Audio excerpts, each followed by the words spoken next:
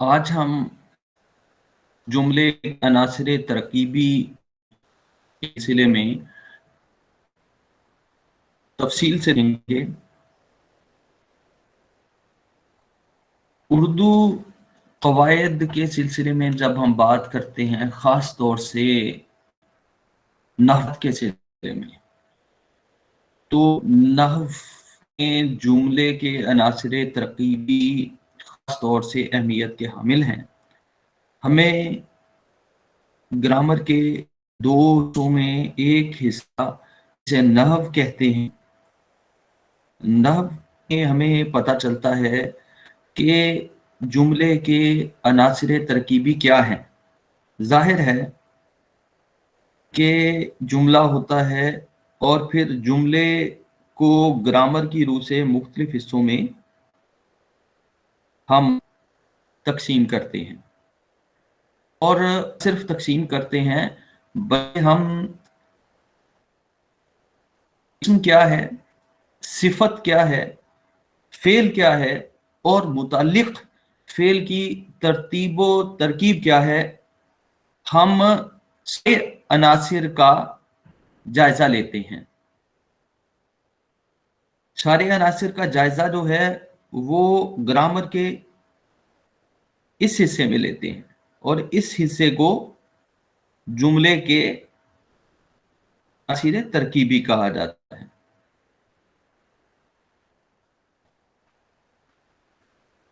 इसी हिस्से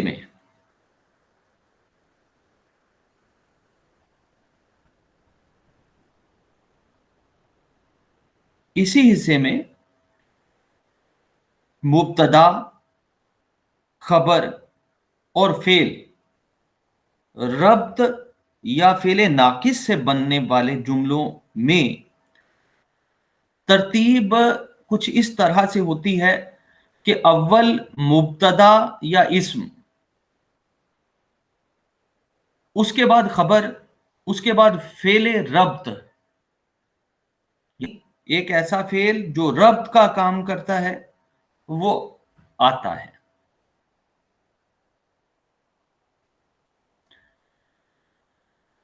मुब्तदा या इस्म, उसके बाद खबर, उसके बाद फिर वो फेल जो रब्त का काम करता है। मुतअद्दी अफ़आल की सूरत में पहले फेल आता, उसके बाद मफूल आता है और फिर फेल आता है। फेल मुतअद्दी का मफूल फेल से पहले और उसके बिल्कुल करीब आता है। जैसे एक फिक्रा है, मैंने खत लिखा, लेकिन अब जोर देना मकसूद होता है तो नहव के इस उसूल पर कि मुअख्खर को मुकद्दम करने से ताकीद का फायदा हासिल होता है। मफूल को फाइल से पहले लाते हैं, जैसे खत मैंने लिखा, फिक्रा है, खत मैंने लिखा। जब दो मफूल हों तो मफूल करीब जो उमूमन अशिया के मुतल्लिक होता है फेल के मुतसिल आता है, यानी फेल के साथ जुड़कर आता है। जैसे मैं तुम्हें खत लिखूंगा, फिक्रा है, मैं तुम्हें खत लिखूंगा। लेकिन जो अफ़आल इसकी गरज व गायत को जाहिर करते हैं वो हमेशा फेल के मुतसिल आते हैं। जैसे मैं तुम्हें समझाने आया हूं, फिक्रा है, मैं तुम्हें समझाने आया हूं। लेकिन ताकीद के लिए ये अल्फाज फेल के बाद में आते हैं। जैसे ये शख्स इतनी दूर से आया है तुम्हारी हिदायत के लिए, ये शख्स इतनी दूर से आया है तुम्हारी हिदायत के लिए। बात बिला लिहाज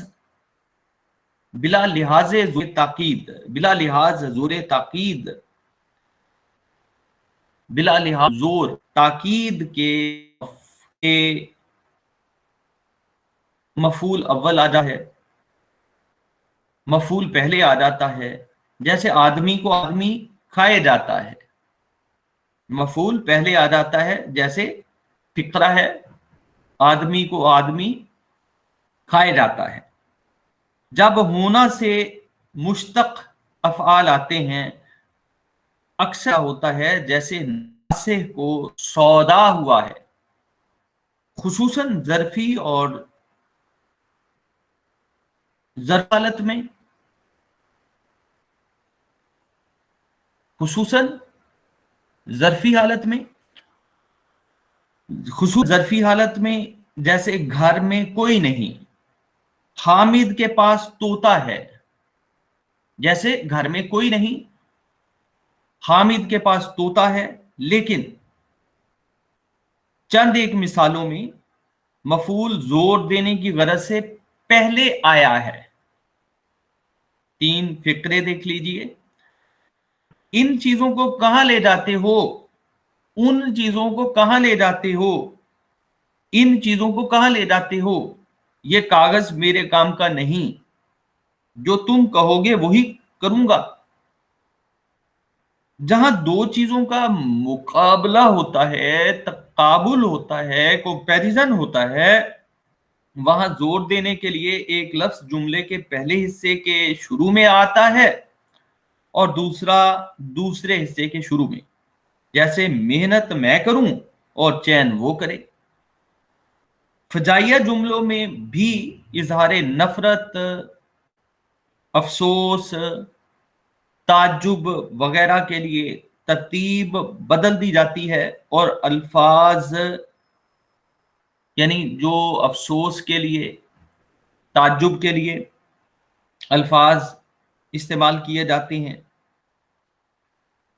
جیسے افسوس، جیسے تعجب وغیرہ وغیرہ، جملے کے شروع میں آتے ہیں۔ ایسے الفاظ جملے کے شروع میں آتے ہیں فجائیہ جملوں میں بھی اظہار نفرت، تعجب، افسوس وغیرہ کے لیے، جیسے لعنت ہے ایسے کام پر۔ اب یہ فجائیہ جملے میں اظہار نفرت، تعجب، افسوس وغیرہ کے لیے کیا ہے؟ جملے کی ترتیب بدل دی جاتی ہے۔ افسوس تمہاری حالت پر، لفظ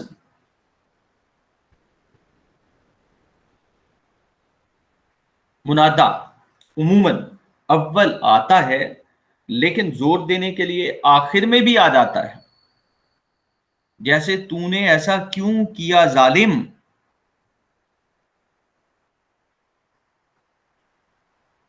تیری یہی سزا ہے کمبخت۔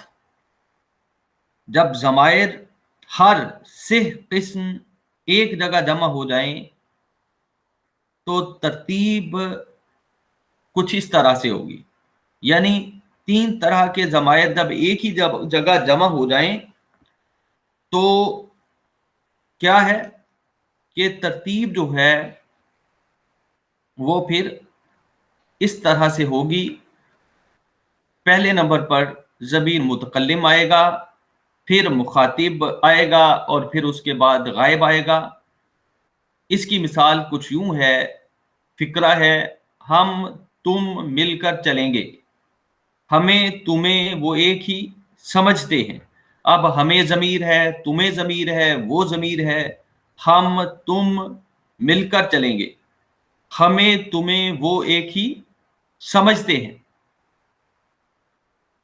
ضمیر موصولہ ہمیشہ اول آتی ہے، جیسے تم کرو وہی کروں گا۔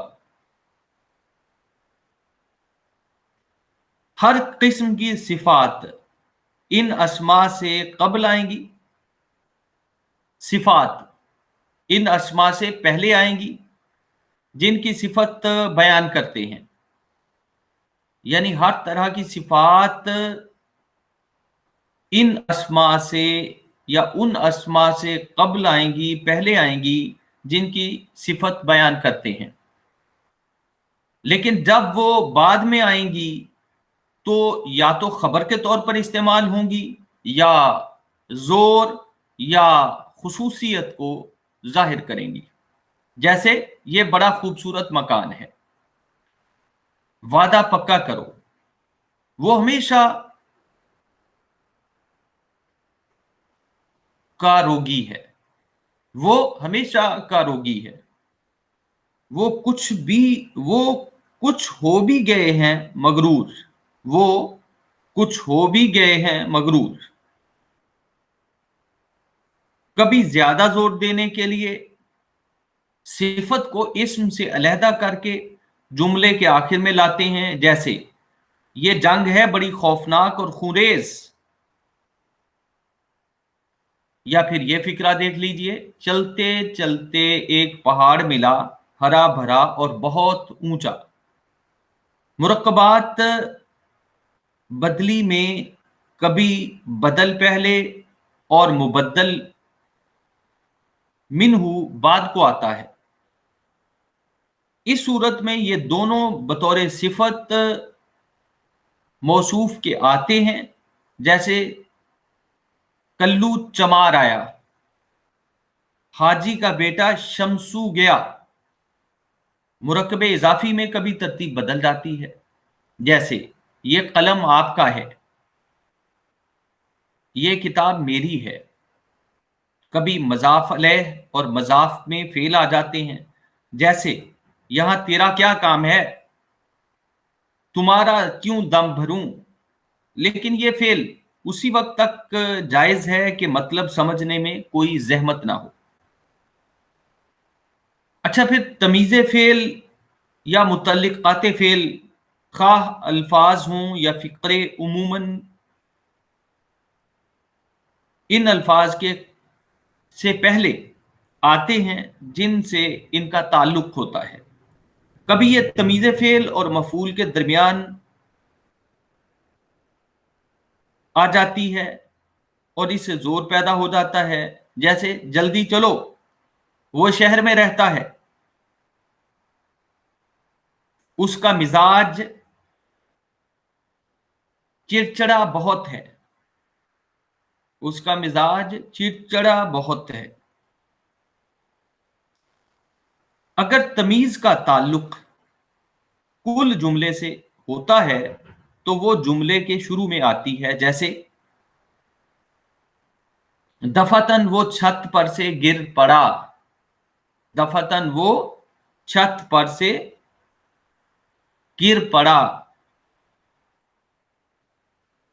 ही जो तमीज के तौर पर इस्तेमाल होता है, ही जो तमीज के तौर पर इस्तेमाल होता है, उसका इस्तेमाल उर्दू में बकसरत है और इसमें इस्म, जमीर, सिफत, फेल के साथ आता है। ही जो तमीज के तौर पर इस्तेमाल होता है, इसका इस्तेमाल उर्दू में बकसरत है, यानी इसका उर्दू में इस्तेमाल बहुत ज्यादा होता है और इस्म, जमीर, सिफत, फेल के साथ आता है, लेकिन जिस लफ्ज की वो तखसीस करता है उसके बिल्कुल मुत्तसिल और बाद में आना चाहिए। जैसे जिस लफ्ज की वो तखसीस करता है उसके बिल्कुल मुत्तसिल यानी उसके फौरी बाद में आना चाहिए, जैसे घर ही में रहो, घर ही में रहो। ही आप ही चलें, मी खूब ही बरसा, मरज किसी तरह जाता ही नहीं, वो सुनते ही चला गया। अब घर ही में रहो, ही जो तमीज के तौर पर इस्तेमाल होता है, इसका इस्तेमाल उर्दू में बहुत ज्यादा होता है और इस्म, जमीर, सिफत, फेल के साथ आता है, लेकिन जिस लफ्ज की वो तखसीस करता है उसके बिल्कुल मुत्तसिल बाद में आना चाहिए। मसलन घर ही में रहो, आप ही चले, मी खूब ही बरसा, मरज किसी तरह जाता ही नहीं, वो सुनते ही चला गया। मौलवी अब्दुल हक ने और असासे उर्दू के मुसन्निफ ने लिखा है कि जहां फेल के दो जुज होते हैं वहां ही उनके दरमियान आता है, जैसे मैं तो करूं ही गा, मैं तो करूं ही गा। लेकिन میں بعد میں لانا فصیح ہے، میں تو کروں گا ہی، اور سننے میں بھی اور لکھنے میں بھی یہاں ٹھیک جو ہے وہ گا کے بعد آئے تو فصیح محسوس ہوتا ہے۔ مولوی عبدالحق نے لکھا ہے کہ ہے کے بعد جب ہی آتا ہے تو تلفظ میں ہی کی ہے گر جاتی ہے، جیسے میرے ہی نہیں۔ لیکن ہی جو ہے وہ زیادہ فصیح محسوس ہوتا ہے، اور اہل لکھنؤ جو ہیں وہ ایسے ہی لکھتے ہیں، میں تو کروں گا ہی۔ ہئی کو معارف والوں نے رواج دینا چاہا تھا، لیکن ہئی عام نہیں ہوا۔ جب فعل کے ساتھ حالیہ معطوفہ ہو تو ہی ان دونوں کے درمیان آتا ہے، جیسے آدمی کچھ کھو کر ہی سیکھتا ہے۔ نہ نون نافیہ جسے کہا جاتا ہے، نہ کے ساتھ ہی کا لگانا، جیسے نہ یہ ہوا نہ ہی وہ ہوا، غلط بول چال ہے۔ فعل جب مفرد ہوتا ہے تو حرف نفی ہمیشہ اول آتا ہے، یعنی جسے نون نافیہ کہا جاتا ہے، حرف نفی بھی کہا جاتا ہے۔ تو حرف نفی ہمیشہ اول آتا ہے، مگر مرکب ہونے کی حالت میں فعل کے اول نیز ہر دو جز کے درمیان دونوں طرح جائز ہے، جیسے میں نہیں جا سکا، میں جا نہیں سکا، اسے نہ جانے دو، اسے جانے نہ دو۔ مفرد فعل کے ساتھ بھی خصوصاً امر میں نہیں کبھی بعد میں آ جاتا ہے، جیسے جانتا نہیں، اٹھو مت۔ اس میں کسی قدر تاکید پائی جاتی ہے۔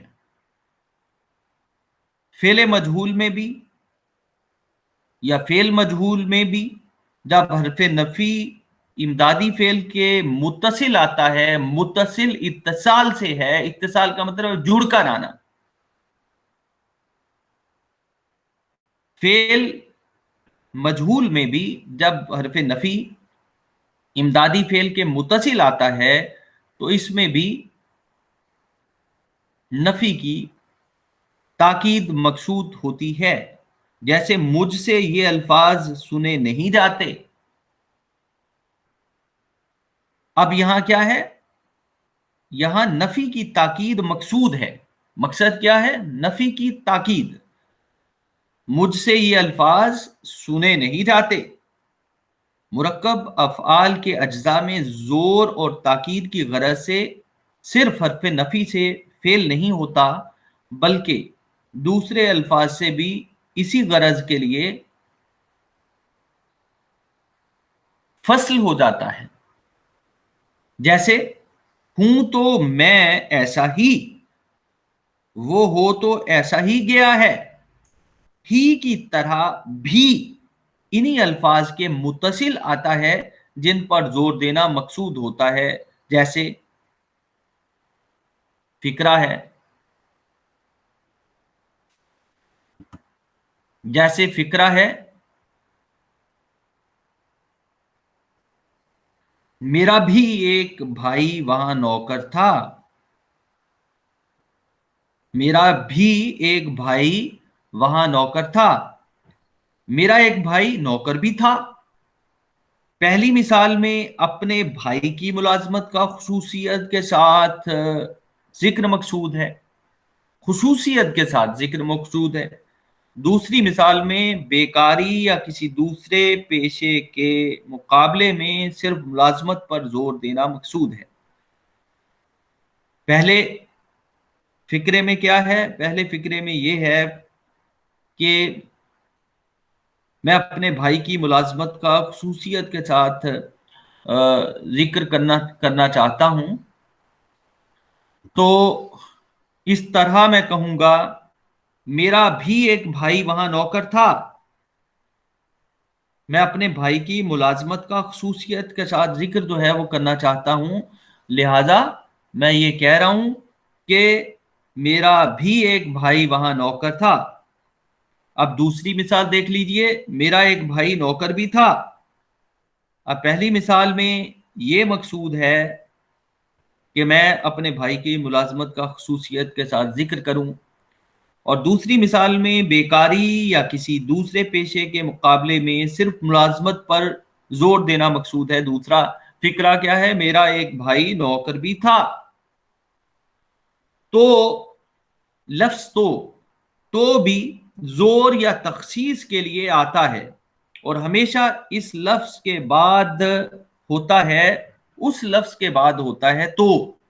جب ہم تین لفظوں کا ہم نے دو کا ذکر کیا، ہی کا، بھی کا، اب ہم ذکر کر رہے ہیں تو کا، تو بھی زور یا تخصیص کے لیے آتا ہے، اور ہمیشہ اس لفظ کے بعد ہوتا ہے جس پر زور دینا مقصود ہوتا ہے۔ یعنی یہ اپنے جس لفظ پر آپ زور دے رہے ہیں یہ اس کے بعد آتا ہے، جیسے وہ تو ضرور آئے گا۔ اب زور کس پر ہے؟ ضرور پر زور ہے، تو ضرور سے پہلے تو آیا، وہ تو ضرور آئے گا۔ یعنی تو کا استعمال جو ہے آپ ہمیشہ زور یا تخصیص کے لیے کرتے ہیں، اور ہمیشہ لفظ تو اس لفظ کے بعد استعمال ہوتا ہے جس پر زور دینا مقصود ہوتا ہے۔ جیسے مثال ہے، وہ تو ضرور آئے گا، مگر جب یہ لفظ شرط جواب میں آتا ہے تو وہاں صرف جزا کے لیے آتا ہے، صرف جزا کے لیے آتا ہے۔ جیسے اگر آپ اجازت دیں تو جاؤں، جزوی عطف اور کہ یا پر لیکن مگر جو اگرچہ جملے کے شروع میں آتے ہیں، اور کہ یا پر لیکن مگر جو اگرچہ، انہیں کہا جاتا ہے جزوی عطف۔ یہ جملے کے شروع میں آتے ہیں لیکن زور کے مقام پر زور دینے کے الفاظ ان سے اول ہو جاتے ہیں۔ جیسے وہ شخص آیا بھی تو میں اسے منہ نہ لگاؤں گا، وہ شخص آیا بھی تو میں اسے منہ نہ لگاؤں گا۔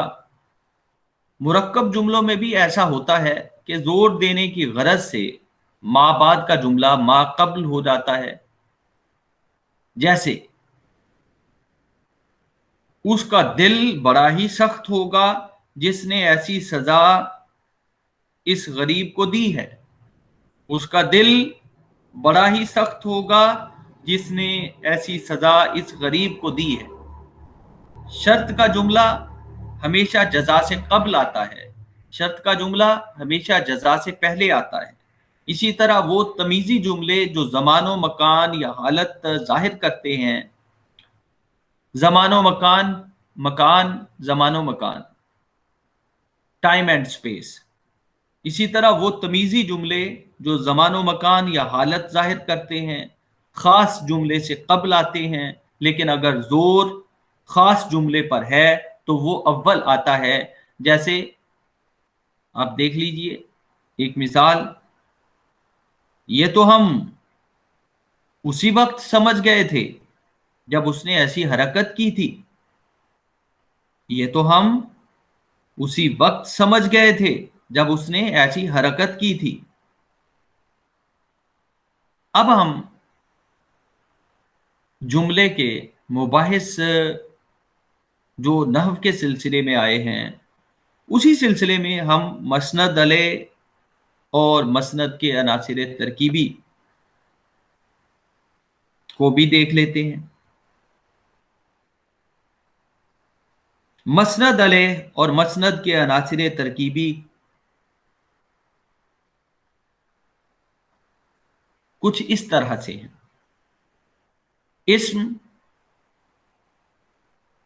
اسم کہتے کسے ہیں؟ پہلے یہ دیکھ لیتے ہیں۔ ایک یا ایک سے زیادہ اسم خواہ کسی قسم کے ہوں، جیسے زید انسان ہے، غالب اور مومن ذوق سے زیادہ اچھے شاعر تھے،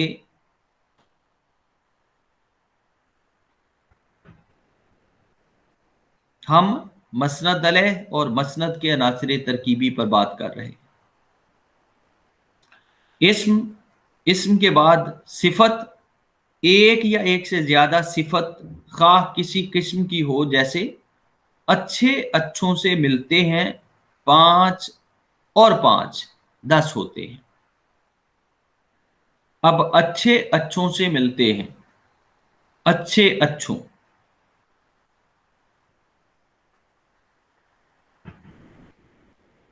صفت مسند علیہ اس حالت میں ہوتی ہے جب اس کو بطریق اسم استعمال کیا جائے، نون کے طور پر استعمال کیا جائے۔ ضمیر یعنی اسم، صفت، ضمیر، ضمیر خواہ کسی قسم کی ہو، جیسے مثال دیکھیے، میں اس سے نہیں بولتا، وہ مجھ سے نہیں ملا، وہ مجھ سے نہیں ملا۔ اب ضمیر آپ کو معلوم ہے، میں ضمیر ہے، وہ ضمیر ہے، میں اس سے نہیں بولتا، وہ مجھ سے نہیں ملا۔ ایسا اسم یا ضمیر جو لفظ تک کے ساتھ آئے، جیسے تم تک وہ نہیں پہنچا، میں تم تک کیوں کر آؤں، میں تم تک کیوں کر آؤں، اس کا گھر تک جل گیا۔ ایسا اسم یا ضمیر جو لفظ تک کے ساتھ آئے، ایسا لفظ یا ضمیر، یعنی ایک تو لفظ بھی ہو سکتا ہے اور ضمیر کا بھی استعمال ہو سکتا ہے، ایسا اسم یا ضمیر، یعنی کوئی نام بھی ہو سکتا ہے، کوئی ضمیر بھی ہو سکتا ہے، یعنی نون بھی ہو سکتا ہے، پرونون بھی ہو سکتا ہے۔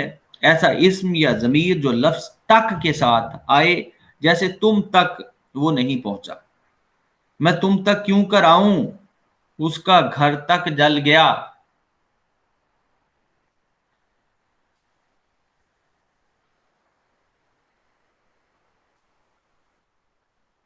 اسم آ گیا، صفت، صفت کے بعد آپ نے دیکھا، اسم کو دیکھا، صفت کو دیکھا،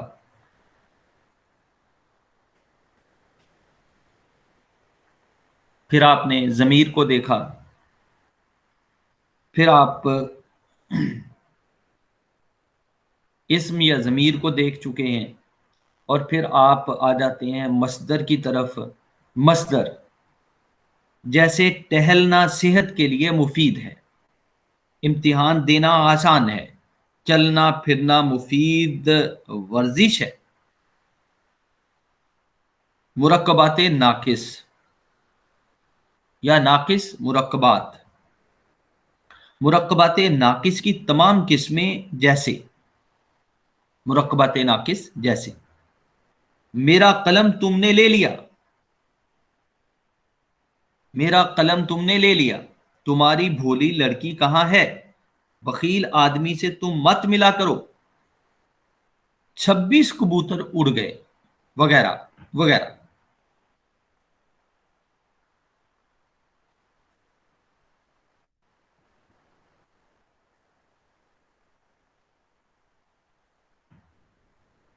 اب دیکھیے،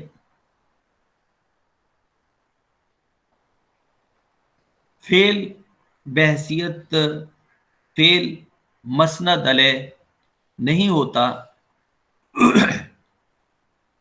لیکن اگر بطریق اسم بولا جائے تو مسند علیہ ہوتا ہے، جیسے آیا ہے، ماضی قریب کا صیغہ ہے، اس مثال میں آیا ہے مسند علیہ ہے۔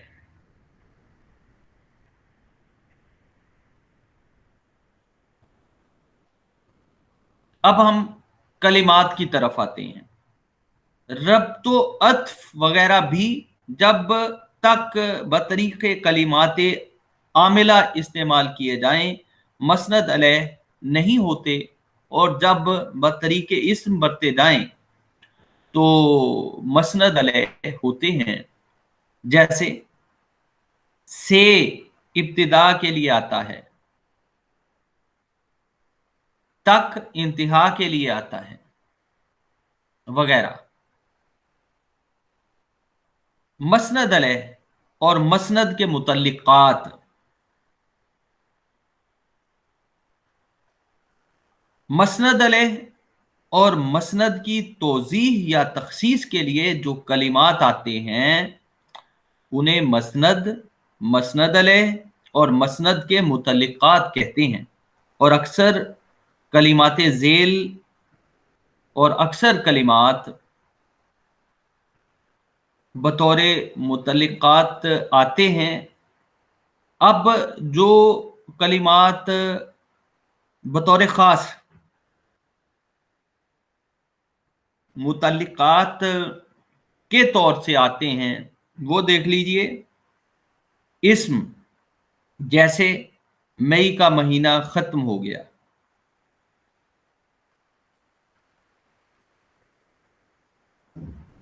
जैसे तारीख आ जाएगा। जैसे तुमने लड्डू खा लिए। अब ज़मीर में देख लीजिए, मिसाल के तौर पर तुम्हारी बातें नापसंद हैं।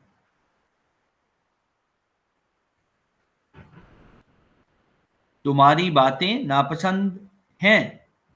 सारे बच्चे खेलेंगे, उसके पास कोई आया होगा।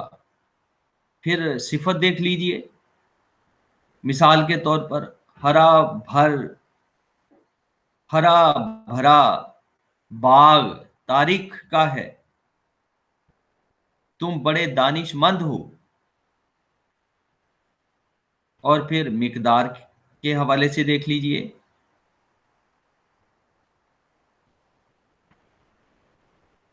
मिकदार के हवाले से देख लीजिए,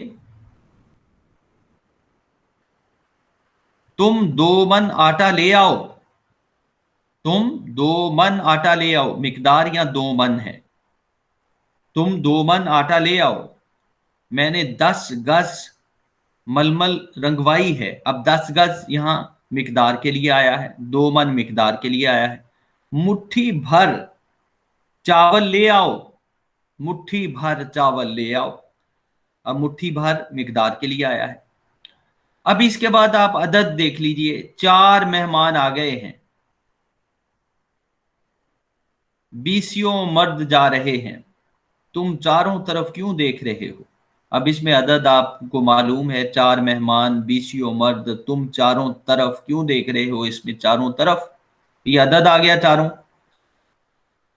इजाफत के हवाले से देख लीजिए।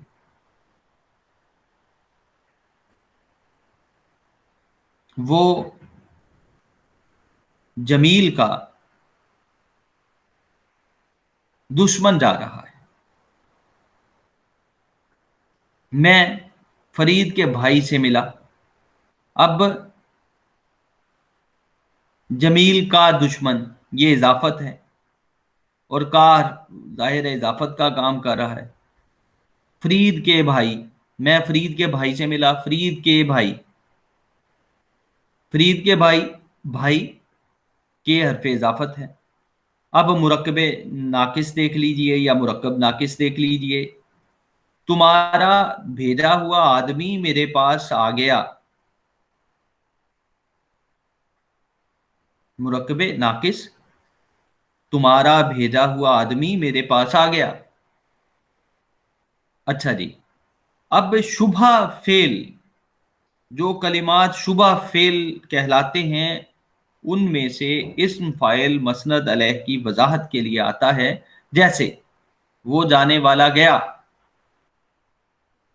फेल लाजिम की सूरत में इस्म फाइल हमेशा मसनद अलैह की वजाहत करेगा, और इस मफूल का इस्तेमाल बिलउमूम مسند کی وضاحت کے لیے کیا جاتا ہے، جیسے میں نے خریدے ہوئے آم پھیر دیے، میں نے خریدے ہوئے آم پھیر دیے۔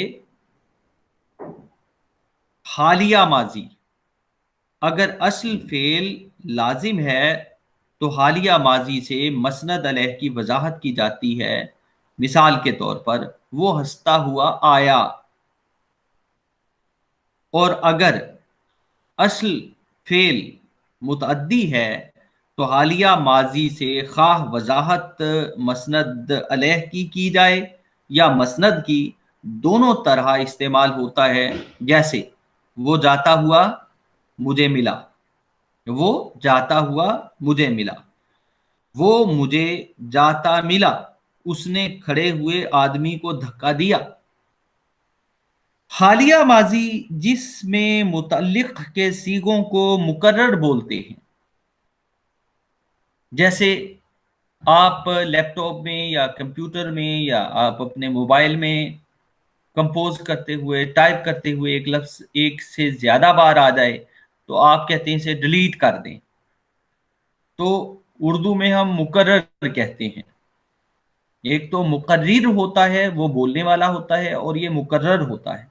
حالیہ ماضی جس میں مطلق کے صیغوں کو مقرر بولتے ہیں ہمیشہ مسند علیہ کی وضاحت کے لیے برتا جاتا ہے، مثال کے طور پر وہ بیٹھے بیٹھے سو گیا۔ اب یہاں بیٹھے بیٹھے سو گیا،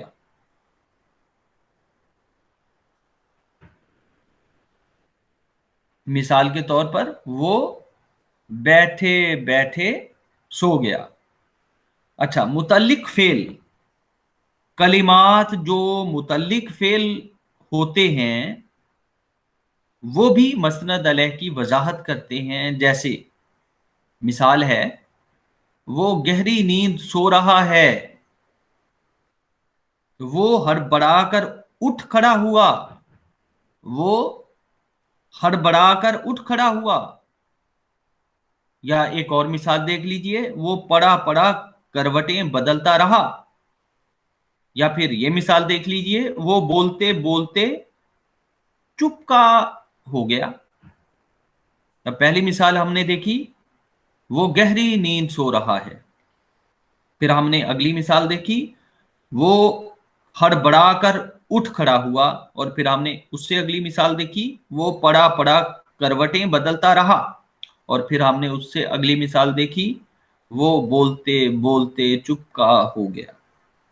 اب ہم دیکھ لیتے ہیں افعال معطوف، یہ مسند علیہ اور مسند دونوں کی وضاحت میں مستعمل ہیں، جیسے یعنی ہم مسند اور مسند علیہ اور مسند دونوں کی وضاحت میں مستعمل ہیں۔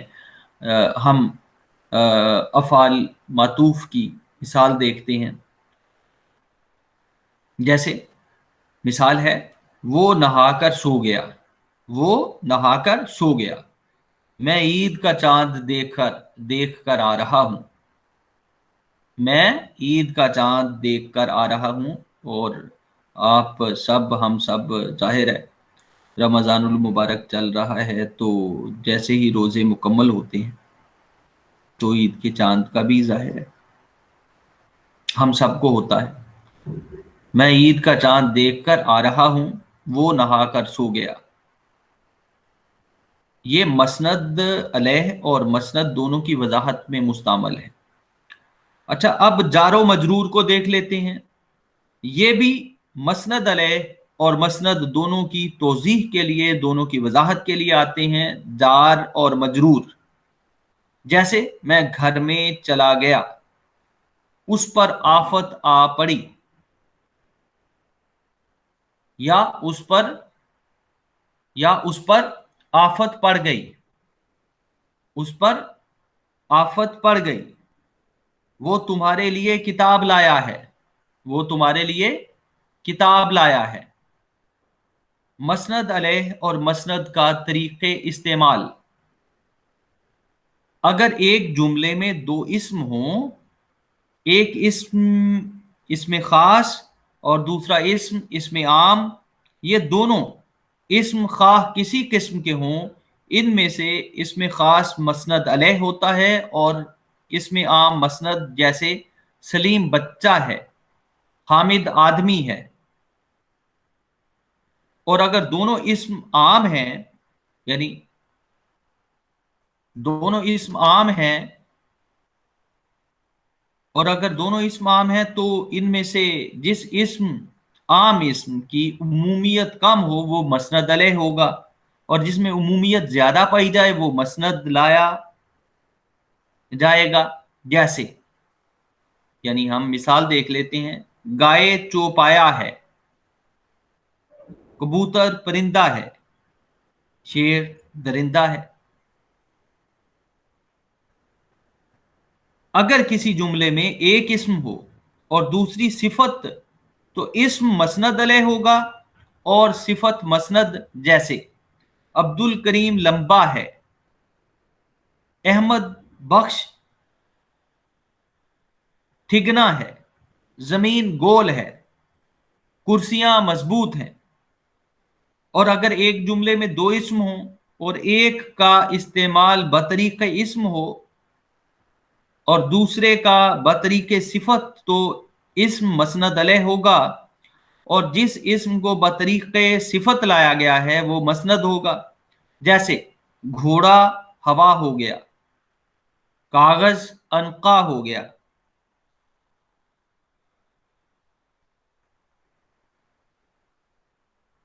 اور یہی صورت اس وقت ہوگی جب ایک اسم کو مکرر لائیں، مکرر یعنی ایک کی بجائے دو بار لائیں، ایک جگہ بطور اسم اور دوسری جگہ بطریق صفت، جیسے عالم عالم ہے، یا پھر اس کو اسکالر کے معنی میں آپ استعمال کریں تو پھر آپ کہیں گے عالم عالم ہے، اور جاہل جاہل، آدمی آدمی ہے، جانور جانور ہے، فرشتہ فرشتہ ہے، اور شیطان شیطان ہے۔ مثال کیا دیں گے آپ؟ عالم عالم ہے اور جاہل جاہل۔ اب عالم ہونا بھی صفت ہے اور جاہل ہونا بھی صفت ہے، دونوں ایڈجیکٹیو ہیں۔ آدمی آدمی ہے اور جانور جانور ہے۔ اب آدمی کا آدمی ہونا اور جانور جانور ہونا، یہ بھی ایڈجیکٹیو ہے، صفت ہے۔ فرشتہ فرشتہ ہے اور شیطان شیطان ہے۔ اگر کسی جملے میں دو صفت کے لفظ لائیں تو صفت کے لفظ آئیں تو ان میں بمقابلہ دوسرے کے جس میں خصوصیت زیادہ پائی جائے وہ مسند علیہ ہوگا، اور جس میں عمومیت پائی جائے وہ مسند، جیسے سفید کپڑا اچھا ہوتا ہے، سیاہ رنگ بھدا پڑ گیا، ذہین لڑکا شوخ ہوا کرتا ہے۔ اچھا، اب آپ دیکھیے، اگر دو اسم خاص ایک جملے میں آئیں تو اسم خاص کی قسموں میں سے علم بمقابلہ تخلص پہلے آئے گا، اور بمقابلہ لقب یا خطاب یا کنیت کے ان کے بعد، جیسے عبد العزیز صاحب خالد آئے، حجت اللہ شاہ ولی اللہ صاحب بہت بڑے عالم تھے۔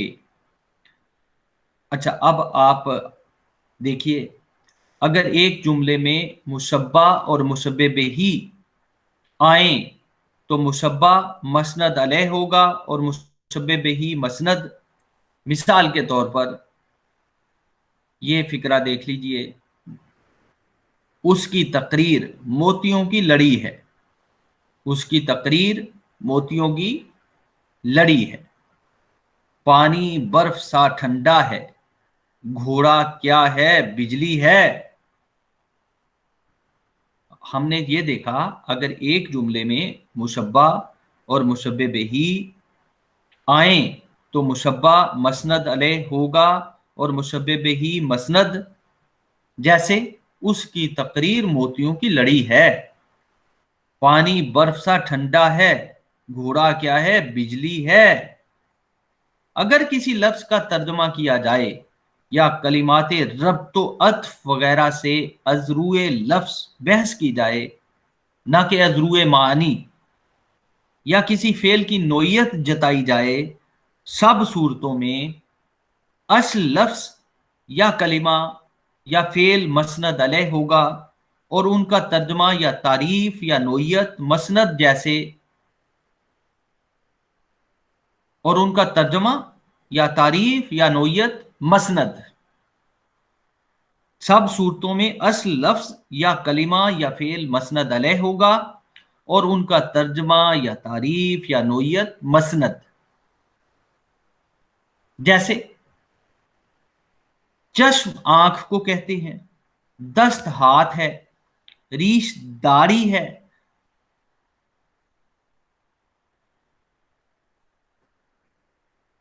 मसनद अलैह या मसनद का हज़फ। मसनद अलैह या मसनद का हज़फ अक्सर यकसा तौर या यकसा तरीकों पर होता है, यानी जिस मसनद से मसनद अलैह को हज़फ करते हैं और बाज़ मौका पर दोनों को। इसको आप तफसील के साथ यूं बयान कर सकते हैं। एक बात तो बसूरत करीना यानी करीने की सूरत के तौर पर, जहां करीना कायम हो यानी मसनद अलैह और मसनद करीने से मालूम हो सकता हो। नंबर एक, वहां खाह मसनद अलैह को हज़फ करें। जैसे इस सवाल के जवाब में कि तुम आ गए, कहा जाएगा कि हां आ गया। अच्छा, नंबर दो, खाह मसनद को हज़फ किया जाए। जैसे इस सवाल के जवाब में कि अहमद और हामिद में से कोई हाजिर है, यह कहा जाए कि अहमद यहां मसनद हाजिर है, महजूफ है। अच्छा, फिर तीसरे नंबर पर देख लीजिए, या दोनों हज़फ कर दिए जाएं। जैसे इस सवाल के जवाब में कि कोई आया, यह कहा जाए कि नहीं, यहां मसनद अलैह और मसनद दोनों हज़फ हो गए। तीनों सूरतें दुरुस्त हैं। खिताब की सूरत में भी मसनद अलैह को हज़फ कर देते हैं। जैसे किसी से कहें कि कहां से आ रहे हैं, यानी आप कहां से आ रहे हैं। अच्छा, खिताब की सूरत में या तो मसनद अलैह को जवाब में हज़फ कर देते हैं, जैसे तुमने जमीन खरीद ली। इस सवाल के जवाब में कहा जाए खरीद ली।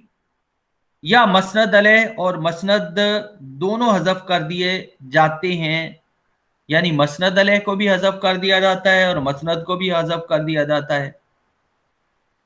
अब इसकी मिसाल जो है, सवाल तुम कपड़ा ले आए, जवाब जी हां। यहां जवाब में मसनद अलैह और मसनद दोनों हज़फ है। मसनद अलैह का हज़फ ना करना और सिर्फ मसनद का हज़फ करना उर्दू में मुरव्विज नहीं। एक सूरत खिताब की यह भी है कि कोई साइल आए और कहे कि सैयद हूं, मजलूम हूं, मुफलिस हूं, काबिल रहम हूं। यहां मसनद अलैह को बक़याम करीना यानी हाजिरी कायल हज़फ कर दिया। अच्छा, अब इस्तिफहाम की सूरत में देख लीजिए, यानी इस्तिफहाम की सूरत में, जिसे आप बसूरत इस्तिफहाम भी कहते हैं। बसूरत इस्तिफहाम जवाब में सिर्फ मसनद अलैह या सिर्फ मसनद या दोनों हज़फ कर दिए जाते हैं। एक मिसाल ये देख लीजिए, क्या तुमने सबक पढ़ लिया? जवाब, पढ़ लिया। एक और मिसाल देख लीजिए, सवाल, कौन चला गया? जवाब,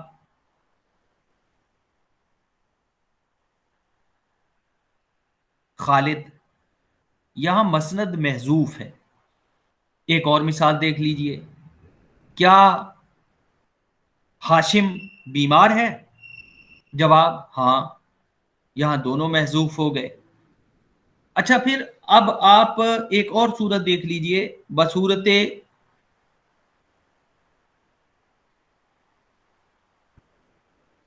असनाए जिक्र। किसी असनाए जिक्र में अगर कोई और बात कही जाए जो जिक्र करने वाले ने कही, तो बकरीना जिक्र मसनद अलैह को हजफ कर दिया जाता है। जैसे जैद का जिक्र हो रहा है, उसकी निस्बत कहा गया कि नौकर जुआ खेलता है, और दूसरा आदमी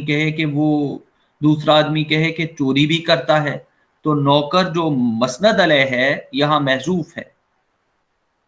नौकर जुआ खेलता है और दूसरा आदमी कहे कि चोरी भी करता है, तो नौकर जो मसनद अलैह है यहाँ महजूफ है।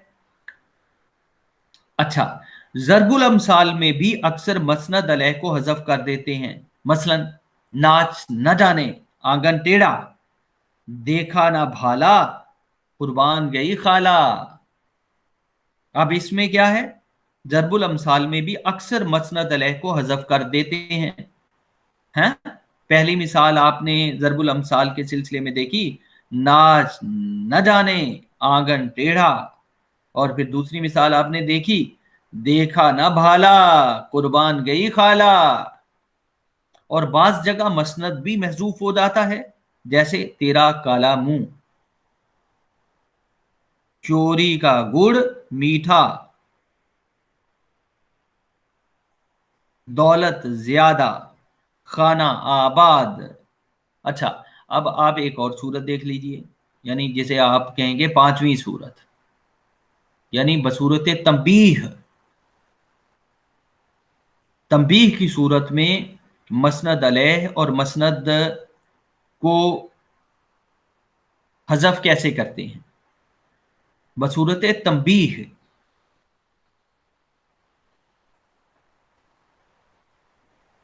डराने या बचने की तंबीह करने के मौके पर मसनद को हजफ कर देते हैं।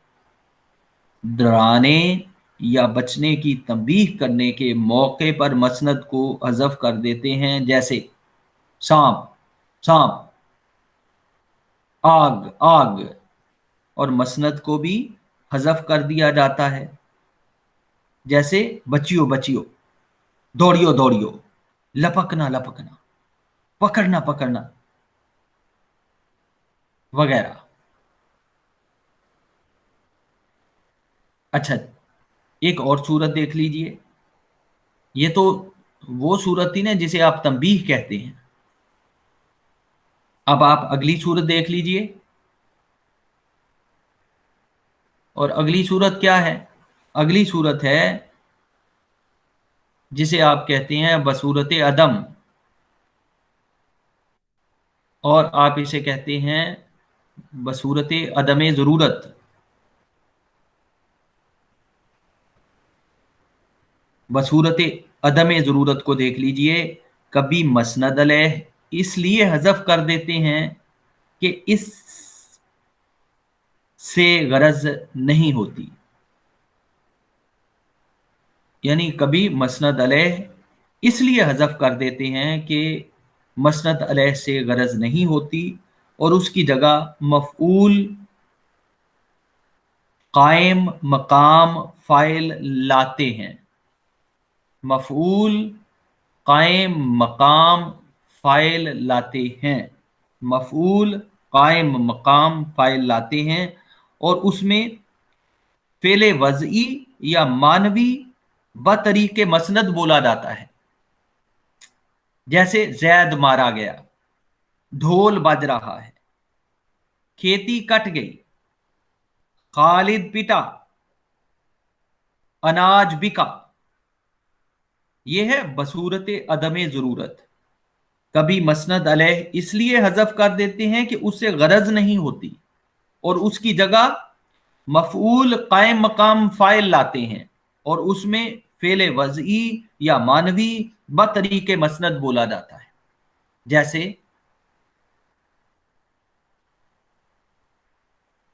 जैद मारा गया,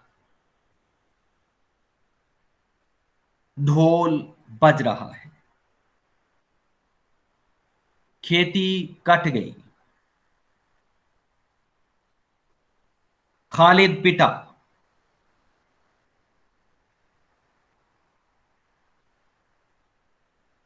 अनाज बिका। जहां मसनद अलैह और मसनद के हज़फ की वजूह ना हो, वहां उनका जिक्र जरूरी होता है, और उनका बार बार जिक्र करना और मसनद अलैह को मुजमिर लाना और मसनद को बसूरत फेल लाना वगैरह, ये तमाम बातें इल्म मानी से मुतल्लिक हैं। इल्म मानी से मुतल्लिक हैं। अब आप सिफत और मौसूफ को देख लीजिए। सिफत कभी मुफरद आती है और कभी मुरक्कब भी आती है। जैसे नेक आदमी, आदमी की सिफत क्या है? उसका नेक होना। सिफत कभी मुफरद आती है और कभी मुरक्कब भी आती है, जैसे नेक आदमी। अब नेक क्या है? आदमी की सिफत है, मुफरद सिफत। नेक दिल आदमी, अब नेक दिल आदमी कहेंगे तो मुरक्कब सिफत बन जाएगी, और अगर सिर्फ नेक आदमी कहेंगे तो मुफरद सिफत बन जाएगी। नेक दिल आदमी कहेंगे तो मुरक्कब सिफत बन जाएगी। सिफत कभी मुफरद आती है और कभी मुरक्कब भी आती है। सिफत की तज़कीर तानीस, यानी मुज़क्कर और मुअन्नस। सिफत की तज़कीर तानीस वाहिद और जमा मौसूफ के मुताबिक होती है, मगर जब मौसूफ जमा मुअन्नस हो तो सिफत वाहिद आती है। जैसे ऊंची दीवारें, ऊंचा महल। लेकिन जब मौसूफ जमा को हजफ करके सिर्फ सिफत इस्तेमाल करते हैं तो सिफत जमा लाते हैं। जैसे बुरों से बचो, नेकों की सोहबत इख्तियार करो। बुरों से बचो, नेकों की सोहबत इख्तियार करो। सिफत की तज़कीर व तानीस वाहिद और जमा मौसूफ के मुताबिक होती है, मगर जब मौसूफ जमा मुअन्नस हो तो सिफत वाहिद आती है। जैसे ऊंची दीवारें, ऊंचा महल। लेकिन जब मौसूफ जमा को हजफ करके सिर्फ सिफत इस्तेमाल करते हैं तो सिफत जमा लाते हैं। जैसे बुरों से बचो, नेकों की सोहबत इख्तियार करो। अगर किसी मौसूफ की कई किस्में हों और उन पर कोई हर्फ हरूफ मानवी में से आए तो वावे नून अलामत जमा सबसे पिछली सिफत में लगाते हैं। वावे नून अलामत जमा सबसे पिछली सिफत में लगाते हैं, और पहली तमाम सिफतों को वाहिद रहने देते हैं। जैसे सच्चे रास्तबाज ईमानदारों से खुदा खुश होता है। मिसाल क्या है? सच्चे रास्तबाज ईमानदारों से खुदा खुश होता है।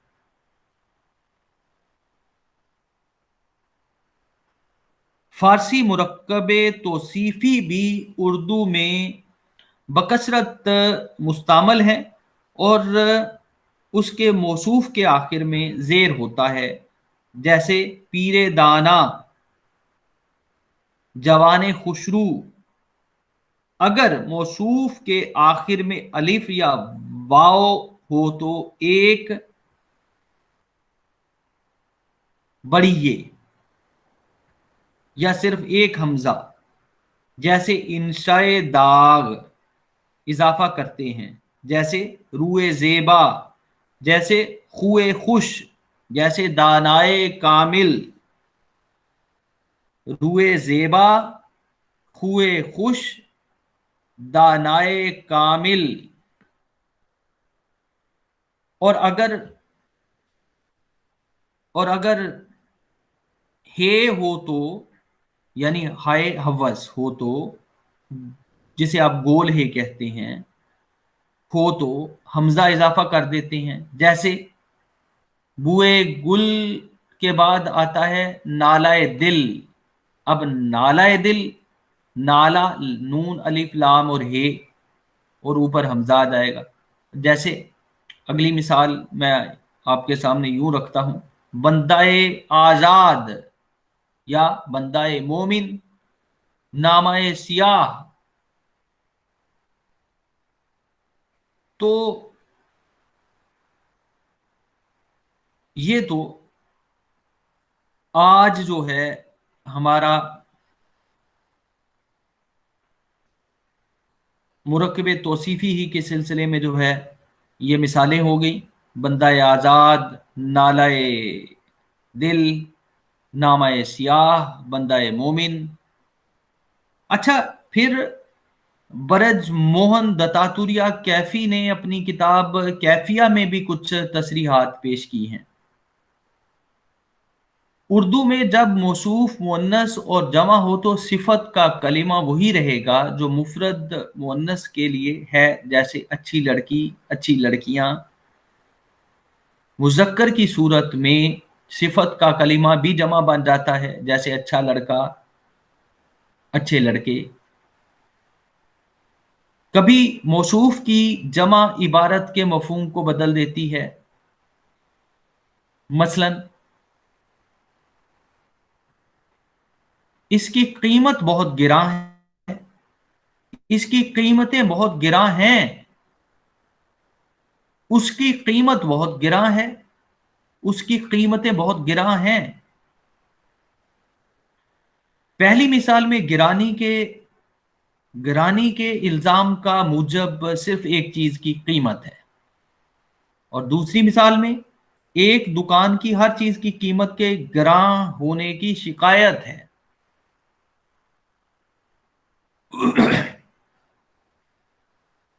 بعض پرانی پراکرت صفات کو اردو میں اکیلا نہیں برتتے، بلکہ ان کے مترادفات یا مترادف لغات یا ایک متناسب لفظ کے ساتھ لکھے جاتے ہیں. جیسے گورا چٹا، یہ پراکرت صفات ہیں. گورا چٹا، بھلا چنگا، لہو لوہان، لہو لوہان. صفت بغیر موصوف، جب موصوف حذف ہوتا ہے تو صفت کا کلمہ مفرد نہیں استعمال ہوتا، جمع میں آتا ہے. مثلا سچے ہمیشہ گھاٹے میں رہتے ہیں. برا وہ جسے بروں سے واسطہ پڑے. چھوٹوں کو بڑوں کا ادب کرنا چاہیے. یعنی پہلی مثال آپ نے دیکھی، سچے ہمیشہ گھاٹے میں رہتے ہیں. دوسری مثال آپ نے دیکھی، برا وہ جسے بروں سے واسطہ پڑے. تیسری مثال آپ نے دیکھی، چھوٹوں کو بڑوں کا ادب کرنا چاہیے. صفت پر تفصیل یعنی مقابلے کے لیے اردو میں کبھی مقررہ کلموں بہت ہی نہایت، مثلا اچھا، بہت ہی اچھا یا نہایت اچھا کی امداد کے بغیر بھی تفصیل کی تعبیر ہوتی ہے. مثلا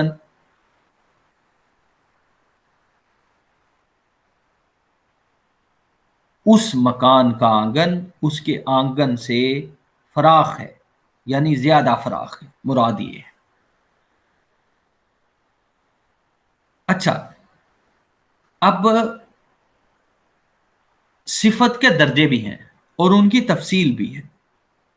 تفصیل کے علاوہ بھی ایک وصفی حالت میں درجے ہوتے ہیں جو تقابل سے، موازنے سے بے رابطہ ہوتے ہیں. اس کا اظہار خاص لفظوں سے کیا جاتا ہے. دیکھیے، جب ہم کہتے ہیں وہ اچھا ہے تو اس کے تین معنی ہو سکتے ہیں. एक मानी ये हो सकते हैं वो बीमारी से शिफा पा गया, वो अच्छा है। वो ज़रूरी काबिलियत रखता है, ये मानी भी हो सकते हैं। वो रियाजी में अच्छा है, यानी रियाजी में फेल नहीं होता, वो नेक आदमी है। तीसरे मानी ये भी हो सकते हैं। पहले मानी ये हुए कि वो बीमारी से शिफा पा गया है। जब आप कहते हैं वो अच्छा है, तो पहला मतलब वो बीमारी से शिफा पा गया है, ये भी हो सकता है। ये भी हो सकता है वो ज़रूरी काबिलियत रखता है, और ये भी हो सकता है वो नेक आदमी है। जब आप कहेंगे कि वो खासा अच्छा है, कुछ अच्छा है, बहुत अच्छा है, यानी जब आप कहेंगे वो खासा अच्छा है, या फिर आप यूं कहेंगे कुछ अच्छा है, या फिर आप यूं कहेंगे बहुत अच्छा है, तो मानी होंगे कि अच्छा होने की तकमील में अभी कसर है। बहुत अच्छा का मतलब है कि पहले के मुकाबले में अच्छा है। कभी एक इसमें ज़ात के साथ और मानी देता है, और दूसरे इसम के साथ आएगा तो दूसरे मानी देगा। जो अक्सर पहले की जिद होते हैं, जैसे चालाक घोड़ा यानी तेज रफ्तार, और चालाक आदमी यानी दगाबाज। ऐसा भी होता है कि एक ही इसम ऐसा भी होता है कि एक ही इसमें सिफत मुख्तलिफ इसमों के साथ आकर मुख्तलिफ मानी देता है। मसलन गहरा रंग, गाढ़ा रंग, गहरा दरिया, गहरा नशा, गहरा याराना, पक्की दोस्ती, गहरा पर्दा, सख्त पर्दा, गहरा ख्याल, दूर पहुंचने वाला ख्याल, गहरा घूंट, बड़ा लंबा घूंट, गहरा सांस, गहरा हाथ, कारी जख्म लगना, कारी जख्म लगना, गहरी छनना। और अब तो गहरे हैं में भी इस कलिमा सिफत के मानी की गहराई काबिल गौर है। अच्छा, ये सराहतें जो पेश की हैं या तसरीहात जो पेश की हैं, ये बरज मोहन दत्तात्रेय कैफी ने पेश की हैं, और बरज मोहन दत्तात्रेय कैफी की किताब का नाम है कैफिया। और कैफिया जो है, जब आप देखते हैं तो कैफिया में पंडित बरज मोहन दत्तात्रेय कैफी ने सफ़ा नंबर 132 से लेकर 137 तक जो है वो इस तरह की तसरीहात पेश की है। और पंडित बरज मोहन दत्तात्रेय कैफी की किताब का नाम है कैफिया। जाहिर है कि उन्होंने बहुत सारे मुबाहिस पर इस सिलसिले में बात की है, यानी ये सब जो है वो तसरीहात कैफिया में आप मुलाहिजा कर सकते हैं।